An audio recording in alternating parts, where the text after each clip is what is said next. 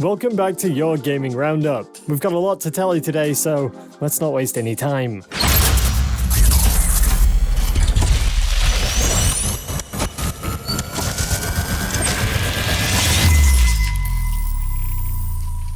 More information on the next GTA Online update has also been posted by Rockstar to their blog. Players will still be able to do cell missions in private sessions as previously stated, but Rockstar have added that additional funds will be given if players risk it by selling goods in a public session.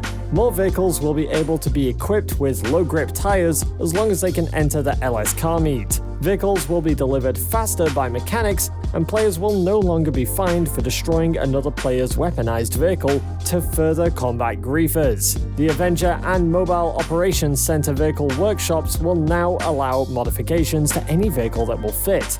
The number of ownable properties has increased by 2, making it up to 10 now. This will allow for an additional 20 vehicles to be owned. The Sparrow will also be getting purchasable countermeasures, and the auto shop staff will be more likely to deliver a customer car without issue. You will now be able to jog inside more places like the casino, music locker, and nightclubs. Max ammo will be purchasable through the interaction menu, and snacks and armor will be available through the weapon wheel, as we predicted in our previous gaming news video. Your KD ratio will no longer be affected by kills made in free mode. Only kills made in competitive game modes will affect that stat. The heist finales, Fleeca Job, Humane Labs, Prison Break, and Series A funding will all be getting a 75% additional cash payout. Whereas the Pacific Standard Job and Doomsday Heist Acts 1, 2, and 3 will all be getting an additional 50% payout. This comes with a caveat, however. Upon completion of a heist, players will incur a 48-minute cooldown, and a solo completion of the Cayo Perico heist finale incurs a 144-minute cooldown between heists. It's clear that while increased payouts will be nice, Rockstar has found a way to balance this boost in income by delaying how often players will be able to exploit it. Far more information on the GTA Online changes can be found on the blog post linked down below in the description. PUBG got a new map last month called Destin, featuring a variety of new areas including skyscrapers that can be explored, a carnival, as well as swamps. There's also a new full auto shotgun firing slugs, a new airboat vehicle, and many other changes visible on the update posted to Steam, linked in the description below. For anyone who is interested in exploring the new map, just a reminder that PUBG is now free to play. Powerwash Simulator left early access on Steam in July and is sitting at overwhelmingly positive reviews, with 97% of them being positive. We've played the hell out of this game, and it's incredibly soothing and even better with a friend. The perfect game to play with a podcast or TV show, or just to catch up with your mates in the free play mode. Ubisoft is removing listings for old Assassin's Creed games on Steam and Uplay, as well as old DLCs that require online activation to be played. This archiving of old games by Ubisoft sets a negative precedent for the future of archiving video games. Players have responded by saying if Ubisoft won't let them obtain these games through legitimate means, then they're gonna have to just pirate them.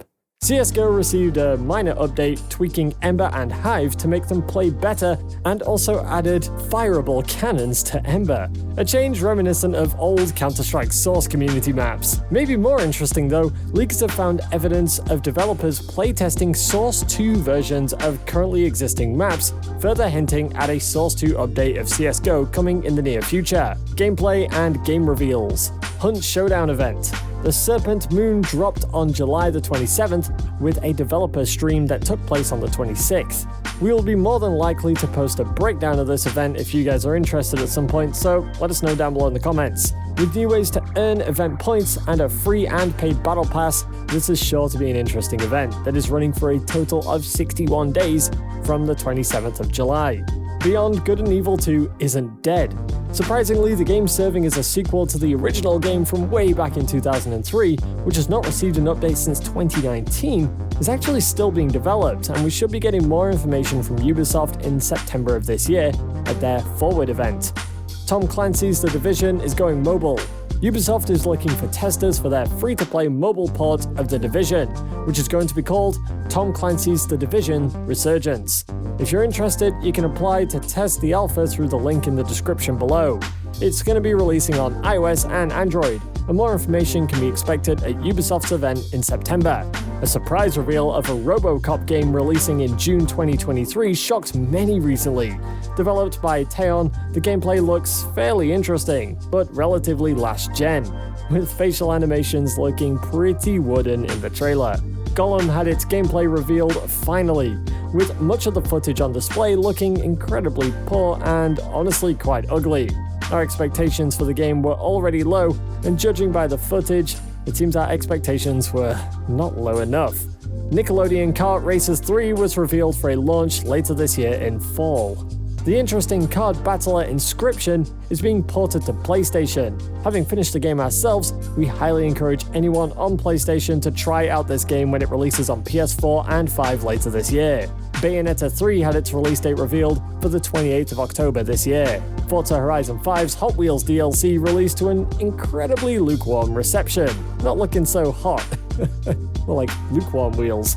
Sitting at 54% positive on Steam, many players are citing crashing issues and annoying game mechanics locking the use of cars that players already own from being used behind an aggravating new gameplay loop. Saints Row is looking mediocre at best. It doesn't seem to have improved much over time, with the core characters of the game having grating personalities, along with the shooting and driving feeling just a bit off. To be fair, we should probably wait for the game to actually release later this month before we draw our conclusions. A single-player Black Panther game is being developed by EA, and is being described as an open-world action-adventure game following Black Panther as he first enters the superhero role. Not much information has been leaked, and it seems to be pretty early in development, so it's likely we're not going to get a proper reveal of this for a while, maybe not until next year. Following Ubisoft's earnings call, we've got some information that 2 projects were cancelled, one of them being a Splinter Cell VR game exclusive to Oculus Quest, as well as Ghost Recon Frontline. They've also delayed their Avatar game that was supposed to release this year to sometime within 2023 to 2024. These delays and cancellations are not looking good for Ubisoft as a studio, and it seems that they really need a successful title to regain some of the relevance that they've lost with their latest disappointing releases. Games coming up this month. For the first half of August, the games releasing are The Gallery on PC and PS4, Xbox One, Switch consoles on August 1st.